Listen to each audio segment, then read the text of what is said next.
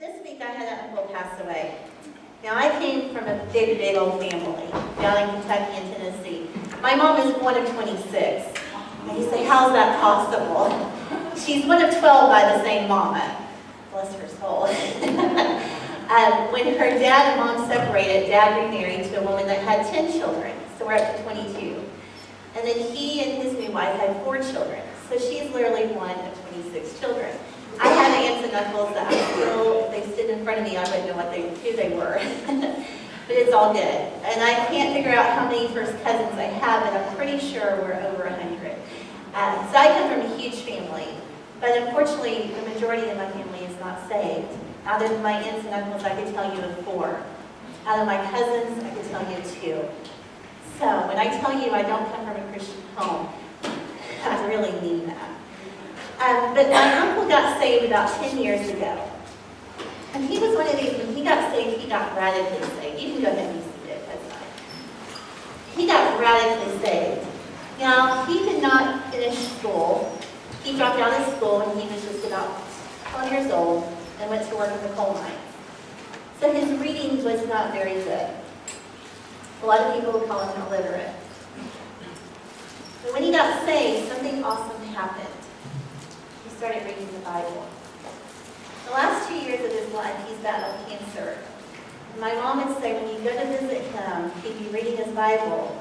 He'd read it out loud, and she said he could read those words in the King James Version. She said you would not know that he had not graduated high school. This week, he started talking what they thought he was talking out of his mind. Because he was being delirious in their opinion. And he was saying, I'm ready to go home. I'm ready to go home. They'd say, well, where's home? And he would give a different place. It might be a childhood home. It might have been somewhere he lived with his wife. So they were thinking he was delirious.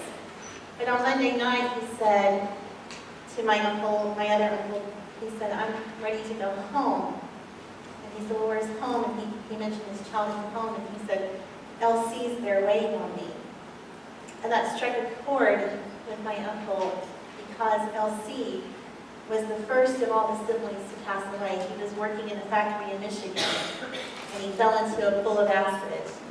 There was no saving him. So it's a very sensitive matter. So when my Uncle Robert told my Uncle Joe, I'm going home and LC's waiting on me, it bothered my Uncle Joe. Maybe he's not as delirious as we think. Because he was on morphine.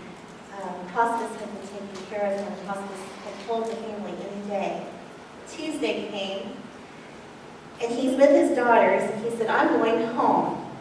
Call Dale. Dale was his pastor, also my cousin. He said, call Dale, get him over here. I'm going home today. And they said for 30 minutes, he just laid there in his bed with his hand in the air, just praising the Lord. And then he said, bring me the phone. I got some people I need to call. So he starts calling his brothers and sisters. And his nickname's Speedy. And he would get him on the phone. He said, this is Speedy. I'm going home. I just wanted to tell you I love you. Now when he called my mom, she said, now wait a minute. She said, I'll be there in 20 minutes. And so she got her shoes, got her purse, and she got over there as quickly as she could. She said when she got there, he wasn't talking anymore. And within 5 minutes, he was going home. How awesome. What a story, what a testimony. And it takes me back to the Bible when Jesus is on the cross, when he had finished what his purpose and call was, when he had finished everything he came to do. The Bible tells us he gave up the spirit and he died. I want to go like that. I want to go. I want to be able to tell my loved ones, I love you and I'm going home. Come see me. That was my Uncle Robert. And what an awesome testimony. Could you give the Lord a hand?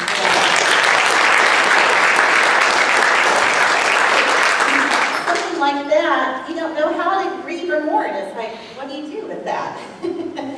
We will miss him. He was 72 years old, but he's not suffering anymore. But I share that because I'm getting ready to read some scriptures out of the King James Version. When I was going over this, I'm like, why did I choose the King James Version?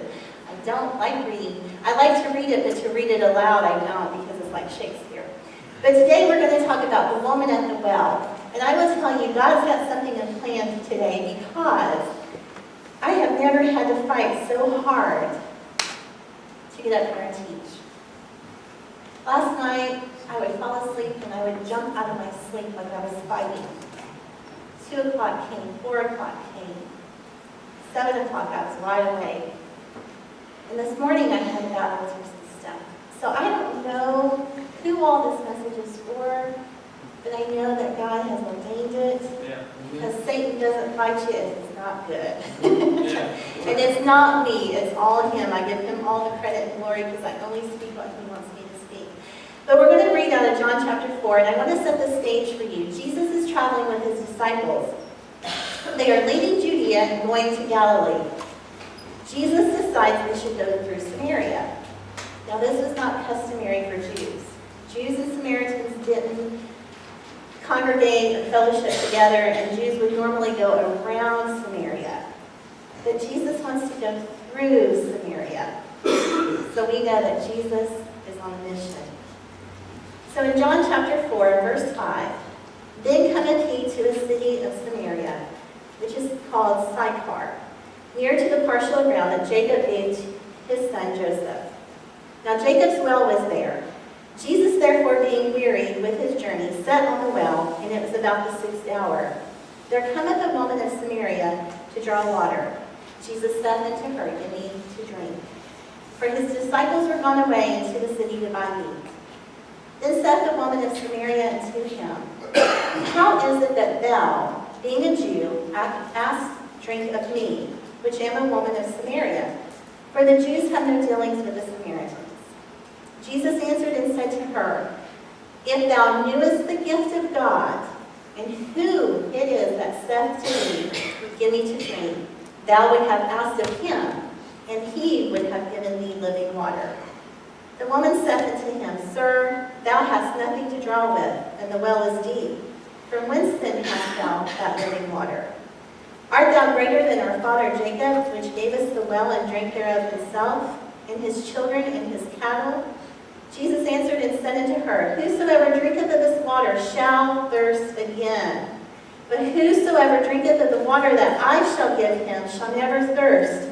But the water that I shall give him shall be in him a well of water springing up into everlasting life. Amen. The woman said unto him, Sir, give me this water that I thirst not, neither come hither to draw. Jesus said unto her, Go, call thy husband and come here. The woman answered and said, I have no husband. Jesus said unto her, Thou hast said, I have no husband. For thou hast had 5 husbands, and he whom thou now hast is not thy husband. The woman said unto him, Sir, I perceive that thou art a prophet. Our fathers worshipped in this mountain, and ye say that in Jerusalem is the place where men ought to worship. Jesus said unto her, Woman, believe me, the hour cometh when ye shall neither in this mountain nor yet at Jerusalem worship the Father. Ye worship ye know not what. We know what we worship, for salvation is of the Jews. But the hour cometh, and now is, when the true worshipers shall worship the Father in spirit and in truth, for the Father seeketh such to worship him. God is a spirit, and they that worship him must worship him in spirit and in truth. The woman saith unto him, I know that Messiah cometh, which is called Christ. When he is come, he will tell us all things. Jesus said unto her, I that speak unto thee is he. And upon this came his disciples and marveled that he talked with this woman. The woman then left her water pot and went her way into the city and saith to the men, Come, see a man which told me all things that I ever did. Is not this the Christ? Then they went out of the city and came unto him. Let us pray. Father God, Lord, I just thank you for this day and for this service. And Father, I thank you for each and every person that is here under the sound of my voice. Lord, I pray that you would anoint me to speak what you would want me to speak. And Lord, that my flesh would not get in the way. Father, I pray that every heart would be open to hear what you have to speak to them today. And Lord, I'm believing for freedom today. I believe that's what this service is all about, is receiving freedom, just like the woman at the well. And Father, we give you praise and glory in Jesus' name. Amen. Amen. What I love about this story is that Jesus knew something in advance. He knew there was a woman in Samaria that he needed to go see. And he made a point to go through Samaria to find her. He was at the right place at the right time. He knew this woman needed deliverance. He knew she had been looking for fulfillment. He knew that she was broken and hurting. He knew exactly what she needed. He knew that she was a daughter in need of a father. Yeah. And that's my title today, is Every Daughter Needs a Father. And it's not just any father, it's a heavenly father. And ladies, we're going to talk today about what a good father he is.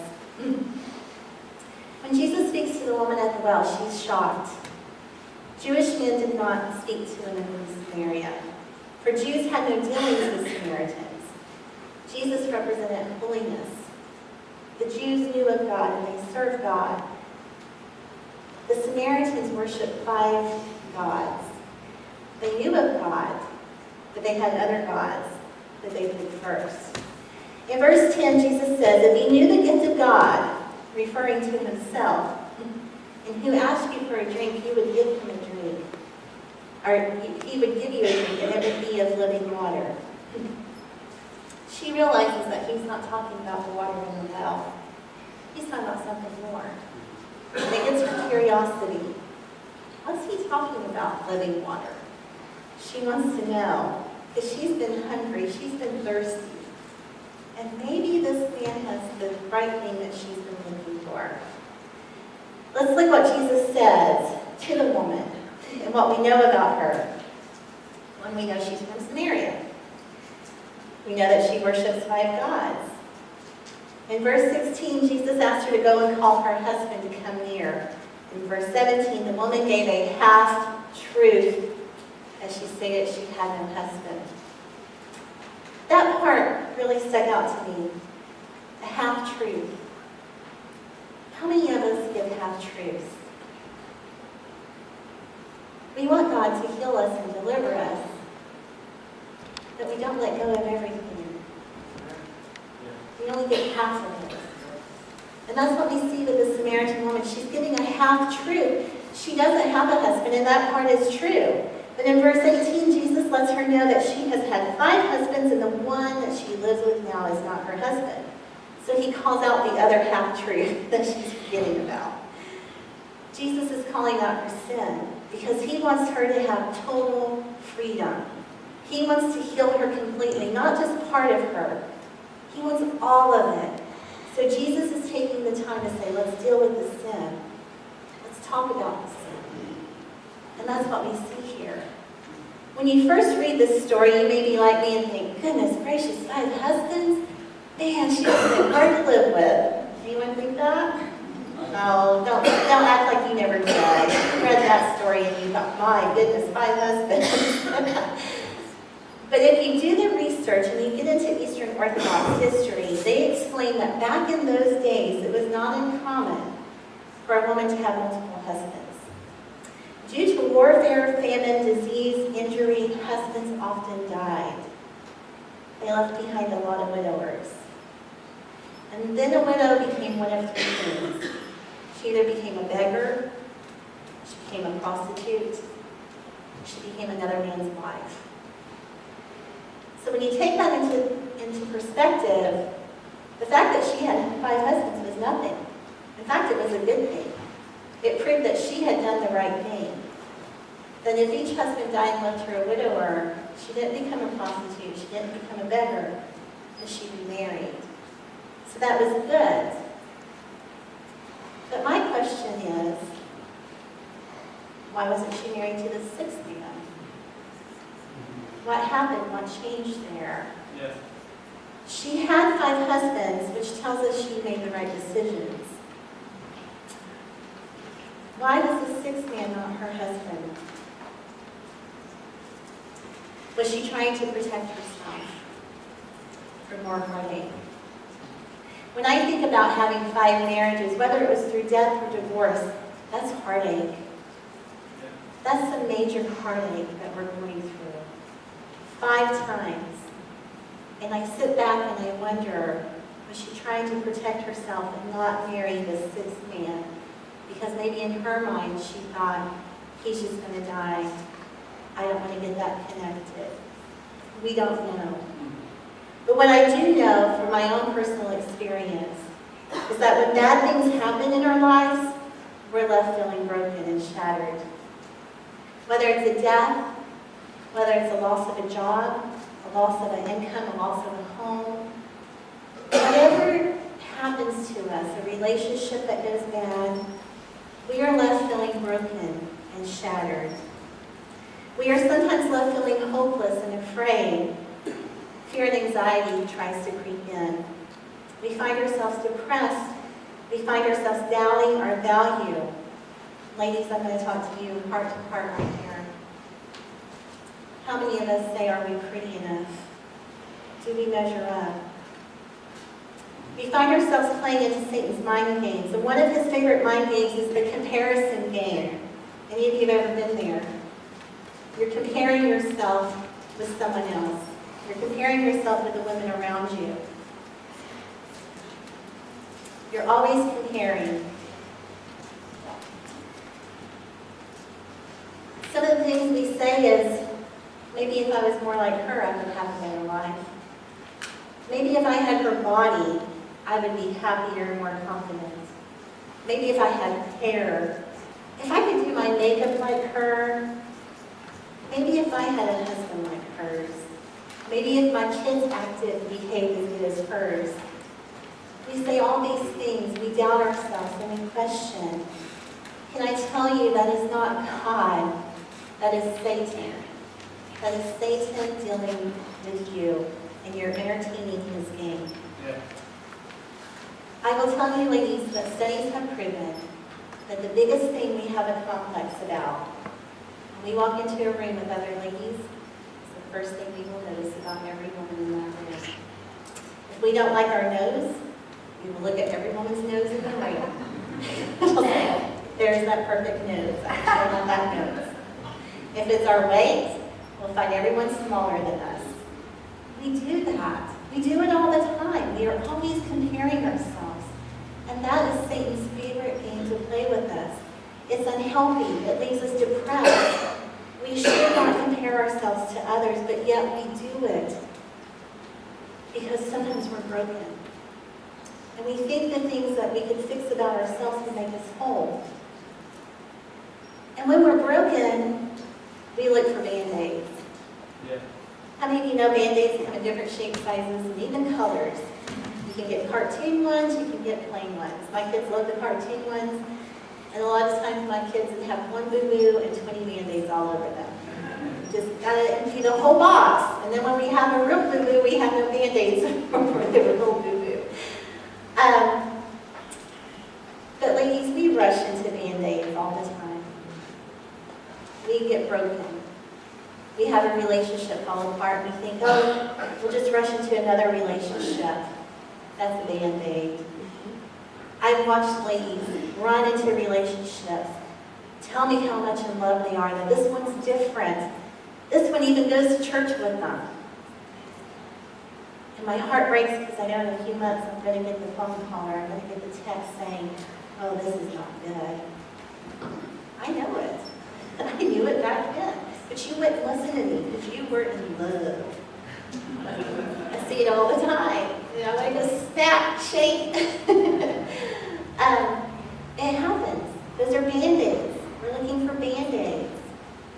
We may try a Band-Aid of a new hairstyle. At one of my most insecure moments in my life, I was changing my hair every few months.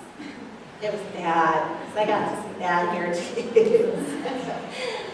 We try the Band-Aid of losing weight. Well, if I just lose this weight, and we'll do these extreme diets and starving ourselves, and we'll do it the unhealthy way, and then all of a sudden we say, we look good, and then all of a sudden all that weight's back plus 10 more, because we did it wrong. We did it wrong, and it was a Band-Aid. We'll do the Band-Aid of changing our wardrobe. Maybe if I had new clothes. The Band-Aid of going to places and doing things that we know are not right, but we're trying to fix ourselves. So we're going to go to those places, and we're going to hang out with those people, and we're going to try those things because we need the Band-Aids. What we have to realize is that all Band-Aids in the world will eventually lose their stickiness. And they will eventually fall off. See, See, we have to go to Christ for the proper healing, and that's what Jesus was doing this day at the well. Yeah. He knew the Samaritan woman. We do not know her name. The Bible doesn't give us her name, but he knew she needed him. He knew that she needed living water that only he could give. Ladies, what we have to do is we have to sit back and realize that we are enough. We are more than enough. In fact, we are more than enough in the eyes of our Heavenly Father. We are a daughter in need of a Father, and He doesn't use Band-Aids. God does not believe in Band-Aids. He wants the whole healing, and that's why when this woman gave him a half-truth, he said, oh, wait a minute. We're not going to play this game. Let's get it all out. And he did it in a loving way. And I love that about Jesus. This woman may have had no control over the 5 husbands, no control over the brokenness. If they died, that was out of her control. But she did have control over the fact that the man she was living with now was not a husband. She had control over that.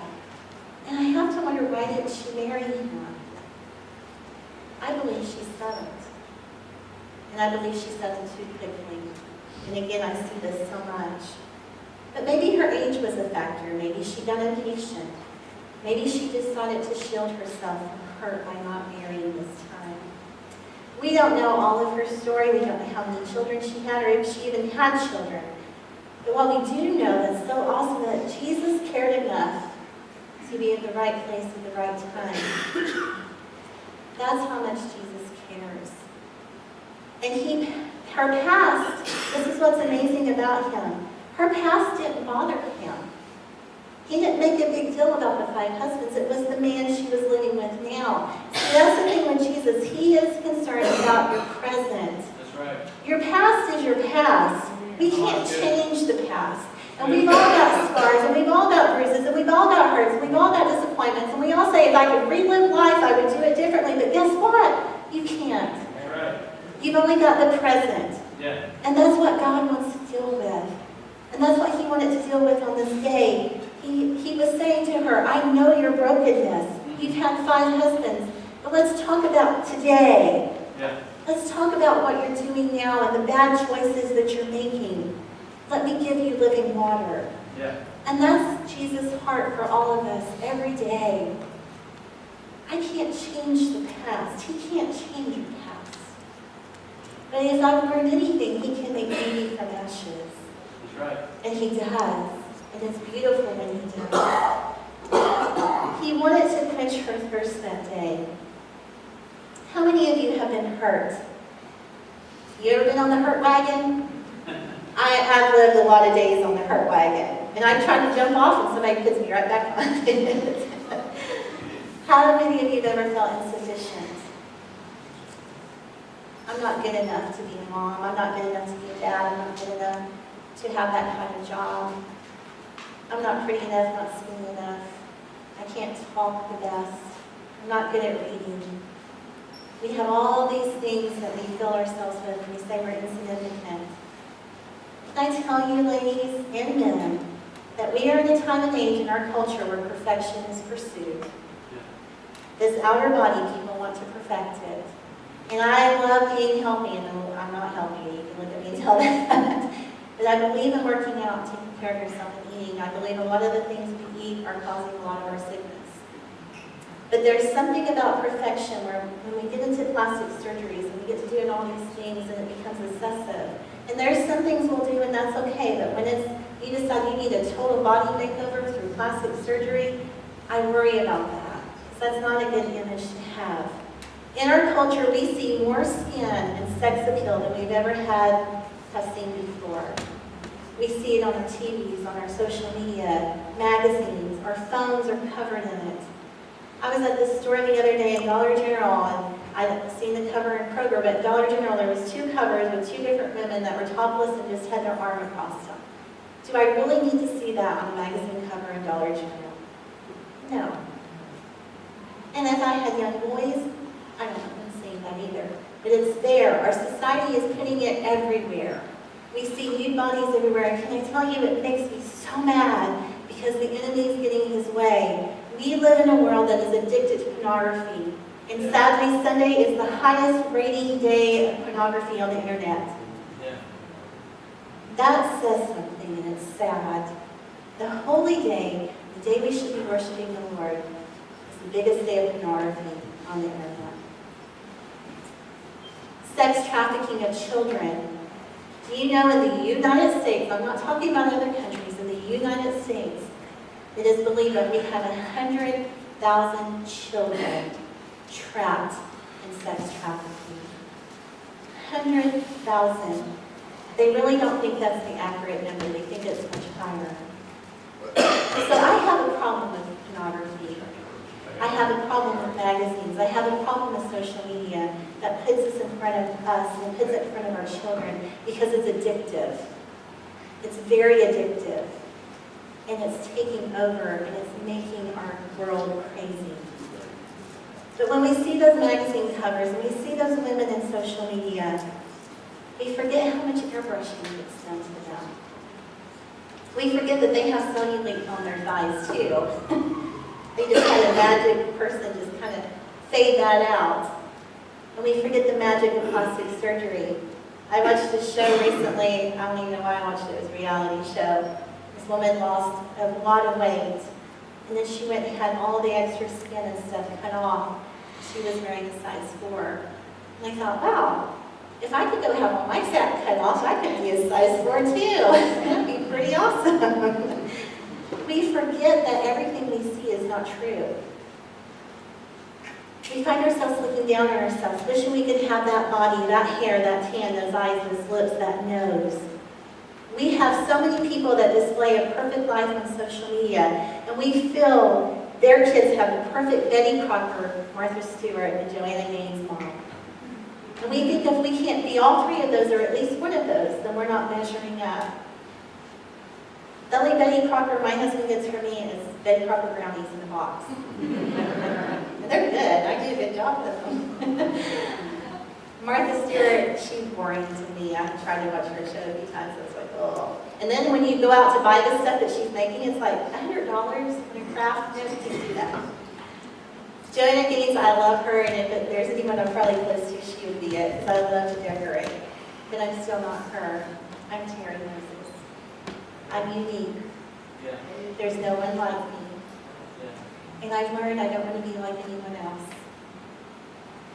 I don't want to be like someone else. So what if they've got a better body? So what if they're prettier? I've got 2 daughters I'm raising, and I want them to have a good image. And I want them to know that they are more than enough. They are more than enough, no matter what size they are, what their hair looks like, their nose. They are more than enough. And ladies, that's what we have to pour into our children. We can't let them get caught up into the society that tells them they're not good enough. Right. Because that's what society, that's what this world will tell them. But that's not what Jesus would say. Jesus would say they're more than enough. We have to remember that everything we see is not always true. Just like the airbrushing and the hidden plastic surgeries, not all pictures tell the full story. Be confident in yourself and know that you are more than enough. Ladies, we all want to be loved and shown affection. And if I could pause for a moment, I want to talk to husbands. Yep, I'm talking to you. Husbands, love and pursue your wives. Just like you did before you married her. Yeah. She married you because you made her feel special. She married you because you made her feel loved. And life gets in the way, jobs get in the way. But keep pursuing her. Keep loving her. Keep showing her affection. Choose to make her your standard of beauty. Don't look at the centerfold or the models on TV and tell your wife that's what you wish she looked like. That's not fair, because you're not no Fabio. You're not. Men are visual, and we know that. Women are emotional. We love to hear things. We love the touch. We don't always relate with how you're visual, because that's not how God made our DNA. And we know you see beautiful women, and we know they catch your eye, but don't stare. Don't drool. Make your wife your standard of beauty. Now, wives, I'm going to be real and honest.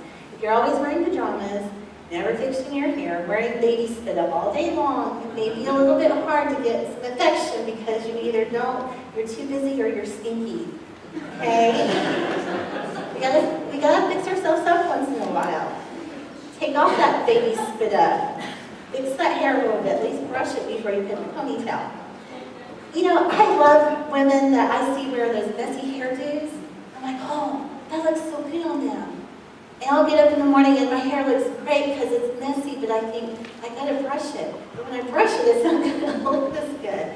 And I've tried to do the messy do's and I can't pull it off. So I envy you ladies that can do the messy do's and look good. Husbands, give your wife affection as much as you can. Tell her she's beautiful. Pay attention to the effort she puts in. When she goes out and buys a new outfit, compliment her. If she's made you a meal, even if it tastes bad, do like my husband and just grin through it. I promise you, men, if you will give her the affection and make her feel special, she in turn will show you affection and have the confidence she needs in this world. I've told my husband, I can walk into the church and I can get 20 women tell me my hair looks good, or I look pretty today, or they like my dress. And I love those compliments and I'm thankful for them. They don't mean nothing like his compliment means. When he's the one that tells me my hair looks good, when he's the one that tells me he likes my dress, that's when I melt. Because I want to be pleasing to him. I want to be pleasing to his sight. I want to be his standard of beauty. So those things are important, men. Don't forget that. And don't compare her to others. I've already talked about that. But see her as the loving, giving person she is. See the sacrifices she makes. Help take some of the load off of her. I've heard men complain, well, my wife never cleans house. Well, my goodness, you keep her busy 7 days a week when she's supposed to find time to clean the house. And I've heard other things, and sometimes I think, wait a minute, men, step back and look at what she does and how giving she is. See her as God sees her, men.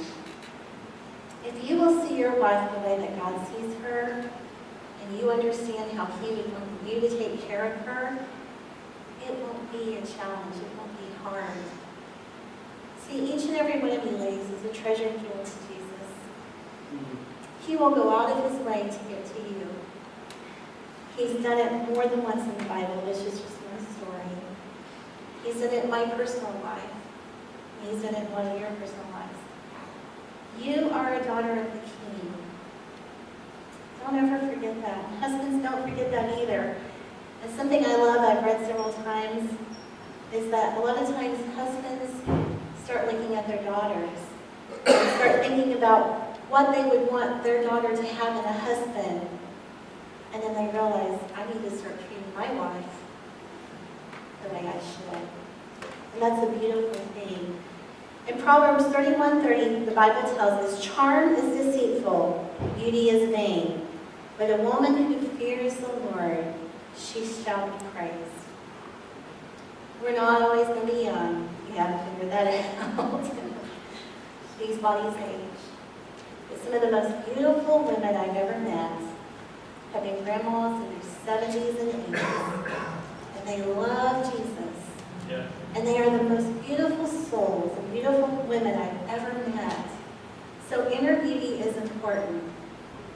I talked about husbands, but ladies, let me tell you, with or without a husband, our value cannot come from a man.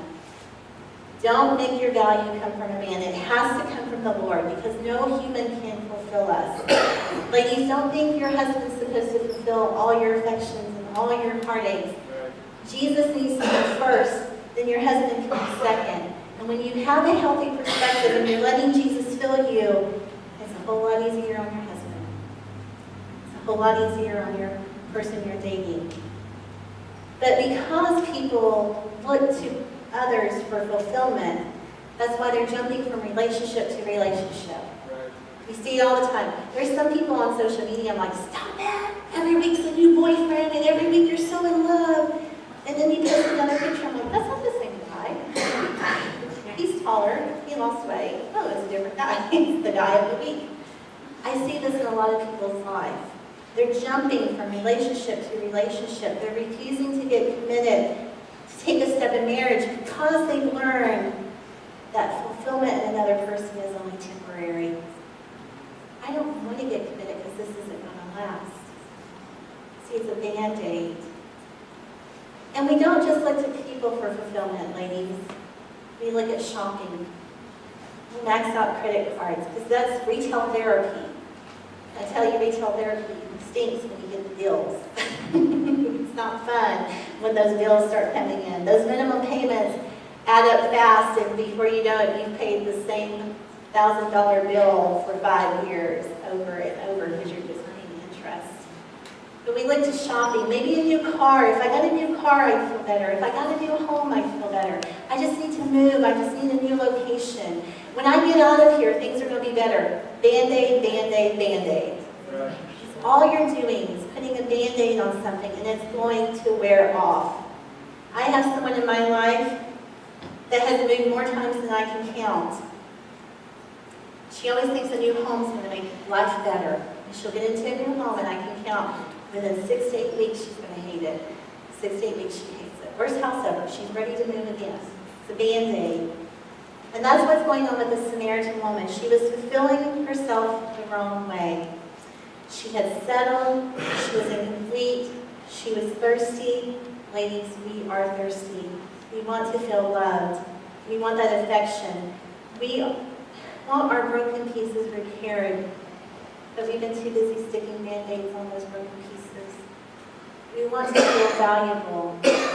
We're orphan daughters in need of a father, and that's who Jesus is. And I want to tell you how much Jesus loves you, how much God loves you. If you understand how beautiful the love is between God and Jesus, this verse is going to blow you away. In John 17, 20 through 23, Jesus is talking to God the Father. This is Jesus talking to God. He says, I do not ask for these only, but also for those who will believe in me through their word, that they may all be one, just as you, Father, are in me, and I in you, that they also may be in us, so that the world may believe that you have sent me. The glory that you have given me, I have given to them, that they may be one, even as we are one. I in them, and you in me, that they may become perfectly one. Here's the part that blows my mind. Jesus is saying this to God. So that the world may know that you sent me and loved them, loved you, even as you have loved me. Jesus is saying God loves you just as much as he loves Jesus. If you get that, if you truly get that, it's breathtaking. It's breathtaking that God would love me as much as his son Jesus. A lot of us have a hard time understanding love because we didn't have a love growing up. I've seen parents that try to love their children, but it's a sick love. It's an injured love because they grew up that way. I see so many people that don't know how to love genuinely, purely. I've seen selfish love. I've seen self-centered love. But God's love, Jesus' love, that he would come to this earth and live 33 years and die on a cross, that is a love that can't be explained other than it's untouchable, unbreakable. It's awesome to think that Jesus himself said, God, you love them just like you love me. Yeah. That is awesome. So here's my challenge to you today, ladies. You got a paper with a Band-Aid on it. And you thought, what on earth is this? I want you to remove some Band-Aids today. Just like that woman at the well. She only wanted to deal with half-truth, but Jesus said, oh no, honey, let's deal with full truth. I want you to see yourself as God sees you, that you've been broken and you've been carrying hurts and insecurities for too long. You sought fulfillment in the wrong places, in the wrong things, in the wrong people. You've been an orphan daughter in need of a heavenly father. A father that sees your value, a father that sees your mistakes and is not concerned with the past, but the present and the future. It's time to come to the well. And Greg's got a song that he's going to play, and Aaron, if you'll dim the lights for me. This came to me yesterday because the hardest part of teaching is knowing how to end. And the last time I taught, my husband came up and did a beautiful job. But God gave me this yesterday to give every one of you ladies a paper with a Band-Aid. And up here is my homemade well. It's not the best looking thing, but it's a well. But I want you to write on here what your Band-Aids, what you've been using Band-Aids for. And then I'm going to ask you to take another step and drop it in the well. My husband and I are having a bonfire tonight. And I'm going to take this and throw it in the bonfire. I'm not going to open it. I'm not going to read your cards because this is between you and God. But some of you have been putting Band-Aids all over yourself. Today is the day that God wants you to take off those Band-Aids. And here's the thing about Band-Aids. Sometimes they hurt when you peel them off. The worst time I've ever had taking off a Band-Aid is taking it off a baby. They give them those shots in their little thighs and legs and their little heels, and you have to peel that Band-Aid and they scream and you just know you're killing them. Some of you don't want to peel off your Band-Aid because you know it's going to hurt. But if you want total freedom and you want to have that living water and you don't want to thirst again, you're going to feel it today. And you can try to be like that woman in the well and just peel off half of it and then decide to stick it back on. But you're going to come back here next week because this Thursday is your birthday. So as we listen to this song, and I'm going to hand it over to my husband, I want you, and if you didn't get one of these papers, there's more back there on the back table, and then if you want to do it, you're welcome to do it too. And I want you to have freedom today, and that's what this message was about, is you having freedom. Maybe it's insecurities. Maybe you're always looking for fulfillment through a dating relationship. Maybe you just want to get rid of some past hurts. That's okay, write them on here. Whatever it is that God is dealing with you about, write it on here. Rip off the Band-Aid, drop it in the well.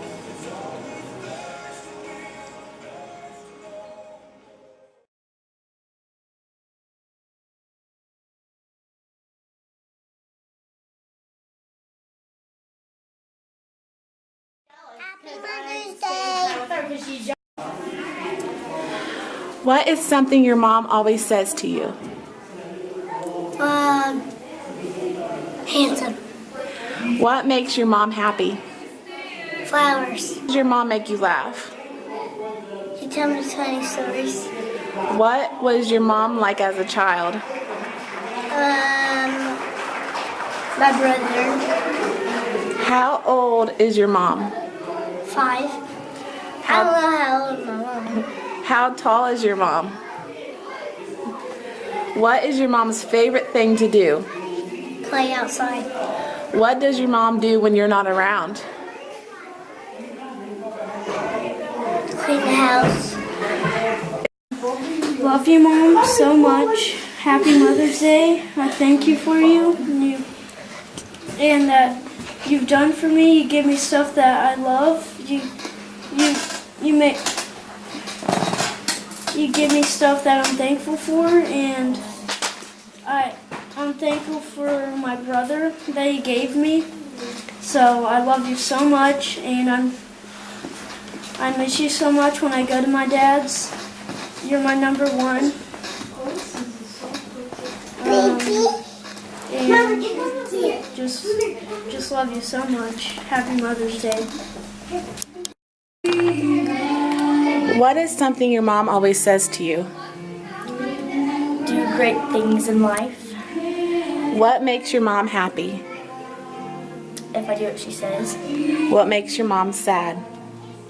If I don't listen to her and I make the wrong mistakes. How does your mom make you laugh? By just being her. She's always funny. She always makes me laugh. She's a good mom. What is something your mom always says to you? I love him. What makes your mom happy? Cleaning up like my room and stuff. What makes your mom sad? Not throwing away trash in the bar. How old is your mom? I'm not sure. How tall is your mom? Maybe like I'm not sure. Mom, how tall are you? 5'8". 5. What is your mom's favorite thing to do?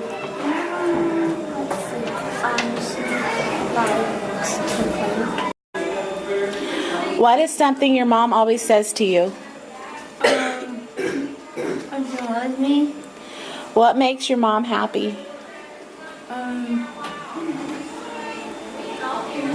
Me hugging her a lot. What is something your mom always says to you?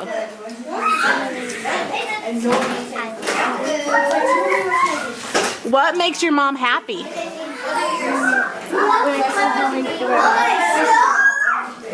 What makes your mom sad? Something sad happened. Little, thank you for all that you did in my life, and I love you so much. And you do everything that I love, and you're any mom that anybody can ask for. You're the apple of my eye forever, and I love you so much. What do you and your mom do together? We watch movies. How are you and your mom the same? We both like animals. How are you and your mom different?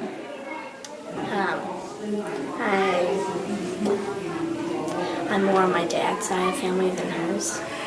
How do you know your mom loves you? Because she takes care of me. She's sweet and kind to me. How much do you love your mom? 1 after 2 would be a 10.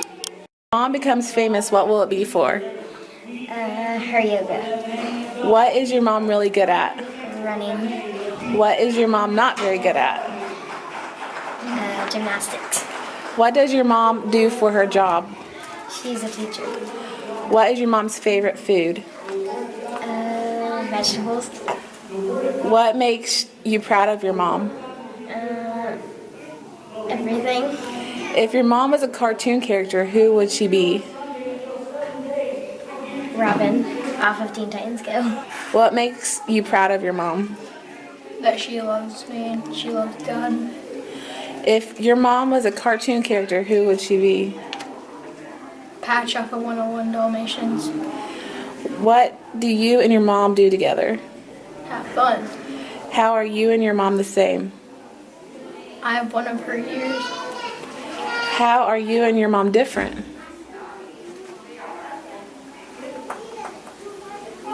We don't like everything the same How do you know your mom loves you? because she always says she loves me How much do you love your mom? a lot. What is something your mom always says to you? Good morning.